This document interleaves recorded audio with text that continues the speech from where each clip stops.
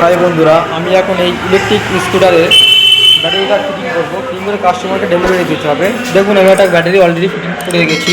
এটা হচ্ছে মাইনাস, এটা প্লাস থেকে আবার যায় মাইনাসে। এই মাইনাস প্লাসটা ঠিকঠাক না করতে হলে ব্যাটারিটা এখান থেকে আগুন হয়ে নষ্ট হয়ে যেতে পারে। ব্যাটারি 5টা ব্যাটারি 60 ভোল্ট। এক একটা ব্যাটারি অ্যাম্পিয়ার হচ্ছে 32 অ্যাম্পিয়ার। আমি দেখিয়ে দিচ্ছি। এই দেখুন, 5টা ব্যাটারি, এখানে 4টে, ওখানে একটা। ধরুন 12 ভোল্ট 32 অ্যাম্পিয়ার।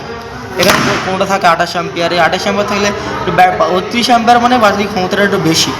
28 অ্যাম্পিয়ার থেকে একটু বেশি মাইলেজ পাবেন আপনি একটু। দেখুন, আমি খাটিয়ে আমরা শেষ ফিটিং করে দেখেন। গাড়িতে লাইন দিয়ে দেখিয়ে দিচ্ছি আপনাকে। গাড়িতে লাইন চলে এসছে।